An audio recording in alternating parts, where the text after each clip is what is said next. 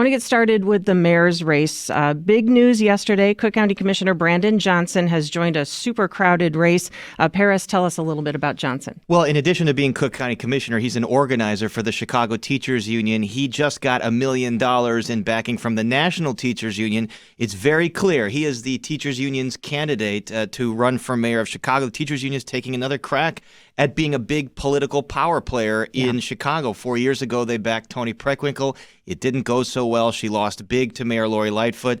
So Brandon Johnson, he also has gotten support from other progressive groups. He's trying to kind of make the case that I'm not just the teachers union candidate, although it's very clear he's who they're going to back. And that makes it very interesting for someone like Congressman Chuy Garcia, who was kind of the progressive beacon several years ago. All those progressive groups are kind of spoken for now, right. And he hasn't decided whether or not he's going to get into the race, even though there are people on his behalf passing out petitions just in case he does decide. But it seems like his path is going to be narrowing. Right. So, Johnson is backed by the Chicago Teachers Union, like you mentioned, and this group making it very clear they want one of their own in that seat. What has Commissioner Johnson's time with this group looked like so far? How much oomph would you say a union endorsement gives a candidate?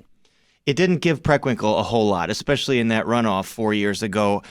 So the evidence to this point is that it doesn't give them, it doesn't put them over the top, but they're banking on trying this again and being the major it's not just the teachers union. There's other unions and progressive groups getting behind him. Sure.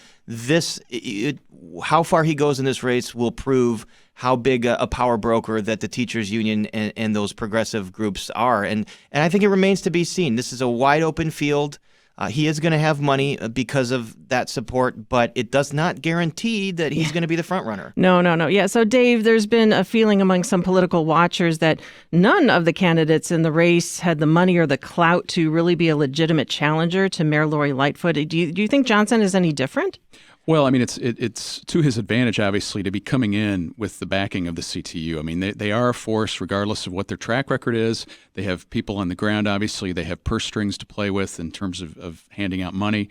So, I mean, that gives him an advantage right now. But I do agree with Paris that if Chuy Garcia enters the race, that kind of it creates an entirely different dynamic where he would have to be regarded as the main front runner in challenging Mayor Lightfoot. Okay, so we've now heard Chuy Garcia's name twice. Are we expecting more candidates to run for mayor? Do you assume that Garcia is going to is he a lock for entering? I don't think he is. I think there are people that are circulating petitions that want him to get in, and he will have a formidable base yet, even though these progressive groups are kind of spoken for. He's still super popular in the Latino community in Chicago. I would also keep an eye on Pat Quinn, the former governor, who kind of fancies himself as a progressive type of lion and someone that could get support in the Latino community. If Garcia doesn't get in, and I'm very skeptical that he is going to get in. I really haven't seen a lot of evidence that he really wants to do this.